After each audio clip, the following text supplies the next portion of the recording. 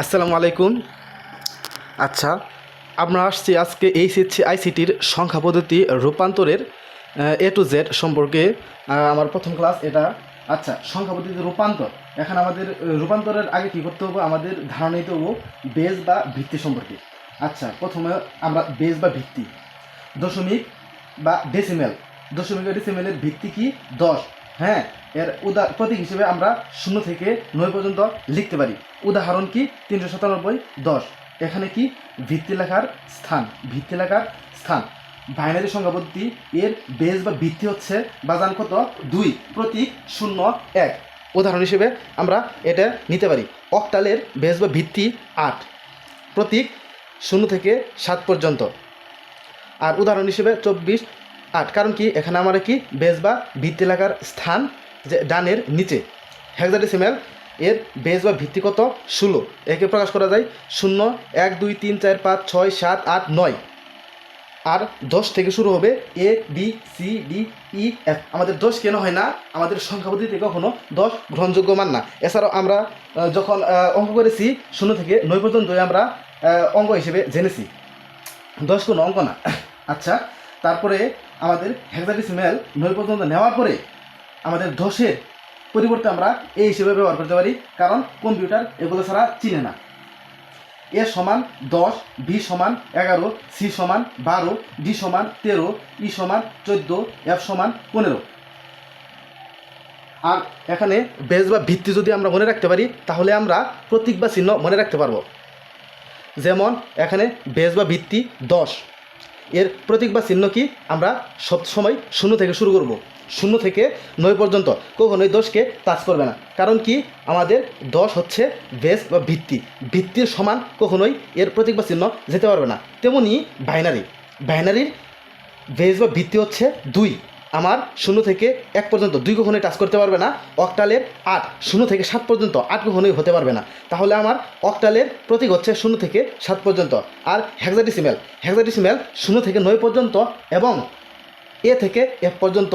এ সমান সমান 10, বি সমান সমান 11, সি সমান সমান 12, ডি সমান সমান 13, ই সমান সমান 14, এফ সমান সমান 15। আমাদের 16 কিন্তু আমাদের হতে পারবে না। জি সমান সমান 16 এটি কি হতে পারবে না। মনে রাখার হেক্সাডেসিমেল মনে রাখার বেস কি? বেস যত হবে তার থেকে 1 কম। আমাদের এটা যদি বেস আমরা জানি তাহলে আমরা প্রতীক আমরা সহজেই বের করতে পারবো। আচ্ছা, এখন আমরা 4টা রুলসের মাধ্যমে আমাদের সংখ্যা পদ্ধতি পুরোটা শেষ করব। যদি রুলস অনেকটি আছে, আমি 2টা 3টা রুল একসাথে নিয়ে তোমাদের জন্য সহজ করে দিয়েছি। আচ্ছা, রুল নাম্বার 1, অক্টাল থেকে বাইনারি।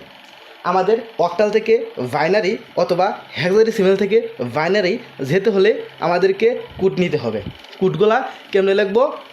আমরা আগে দেখব যে অক্টাল এবং বাইনারির ভিতরে সর্বোচ্চ মান কত 8। হ্যাঁ, আর বাইনারি এবং হেক্সাডেসিমেল সর্বোচ্চ মান কত 16। আমাদের কোড লেখার ক্ষেত্রে প্রথমে অক্টাল থেকে বাইনারি এর কোড আমরা কত দিতে পারবো? 1 2। কোড কিন্তু আমরা ডান থেকে শুরু করব। 1 2 মানে আমরা দ্বিগুণ করে দিব। 1 থেকে শুরু করব এবং দ্বিগুণ করে দিব। 1-এর দ্বিগুণ 2, 2-এর দ্বিগুণ 4, 4-এর দ্বিগুণ 8। 8 কিন্তু আমরা কোড নেই আর প্রতীক বা চিহ্ন নেই। আমরা কখনোই যেটা সর্বোচ্চ প্রতীক 8, 8কে কখনো টাচ করতে পারবে না। 8-এর কম হবে।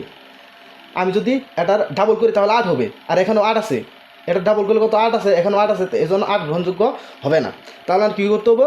1 2 4 এই পর্যন্তই সীমাবদ্ধ করতে হবে। আমরা একটা এক্সাম্পলের মাধ্যমে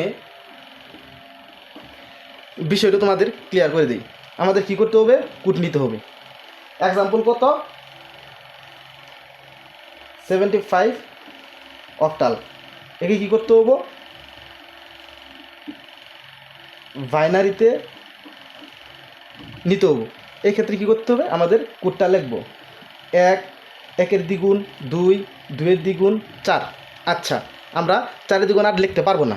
কেন লিখতে পারবো না? কারণ আমাদের সর্বোচ্চ বেজে আছে 8। সর্বোচ্চ বেজে থেকে কখনোই আমরা বেশি বা সমান কোড লিখতে পারবো না। এই ক্ষেত্রে আমাদের কি করতে হবে? আমাদের এই ক্ষেত্রে মান কাউন্ট করতে হবে। আমরা সুন্দর করে শুরু করব। আমরা এখানে এবং এখানে একটা একটা করে মান ধরবো এবং এই মানকে সমাধান করব। আমার 7 যদি বানাতে যাই তাহলে কোন কোন সংখ্যা গুণ করলে 7 হবে, সেই সংখ্যা যে সংখ্যা গুণ করলে 7 হবে সেই সংখ্যা 1 হিসেবে কাউন্ট হবে। যেমন একটা উদাহরণ, 7কে আমরা বানাইতে গেলে 4 আর 2 কত, 6, 6 আর 1 7, আমার প্রত্যেকটা সংখ্যায় কাউন্ট হবে 1 1 1 1, আমাদের 1, আর যখন কাউন্ট না হবে তখন 0, যখন কাউন্ট না হবে তখন 0। আমাদের যে কোনো সংখ্যা প্রকাশ করতে হলে আমাদের 1 নিতে হবে, কারণ কম্পিউটার 1 এবং 0 ছাড়া কোনো কিছুই চিনে না। আমাদের সহজ হিসাব, যদি তুমি এই সংখ্যাটারে তুমি যেই সংখ্যা যেই কোড মিল করলে 7 হবে সেই কোড নিবে। এবং 5, কোন কোন সংখ্যা যোগ করলে 5 হয়, 4 আর 1 5, তার মানে 2 হবে 0, কারণ 2 আমি নেই নাই, যেহেতু আমি 2 নেই সেহেতু এখানে দিলাম 0, 1 1, তার মানে কি 4 আর 1 5। তাহলে আমার এর বাইনারি দাঁড়াচ্ছে হচ্ছে প্রথম 1 1 1 1 0 1 1 1 1 1 0 1, এটা হচ্ছে বাইনারি। আচ্ছা, আমরা দশমিক মান পরে শিখব। হেক্সাডেসিমাল। এখন হেক্সাডেসিমাল থেকে বাইনারি নিতে হলে আমাদের কি করতে হবে? একদম সেম নিয়ম। একটা হেক্সাডেসিমাল আমরা মান নিই 5D হেক্সাডেসিমাল। এই ক্ষেত্রে আমাদের কি করতে হবে? আমাদের কোড নিতে হবে বাইনারি। কোড কী করতে হবে? 1, 1-এর দ্বিগুণ কি 2, 2-এর দ্বিগুণ কি 4, 4-এর দ্বিগুণ কি 8, 8-এর দ্বিগুণ কি 16। আমরা কি 16 নিতে পারবো? না, 16 নিতে পারবো না, কারণ এখানে সর্বোচ্চ বেস বা ভিত্তি 16 আছে। এখন আমার কি করতে হবে? বাইনারি যদি নিতে দেয় তাহলে কী করতে হবে? আমাদের কোড চিন্তা করতে হবে। 1, 1-এর দ্বিগুণ 4, 2, 2-এর দ্বিগুণ 4, 4-এর দ্বিগুণ 8, 8-এর দ্বিগুণ আমরা করতে পারবো না। এখানে 5D, কোন কোন সংখ্যা যোগ করলে 5 হবে? 2-এর 1 3 হবে না, 4-এর 1 5 হবে, 1 1।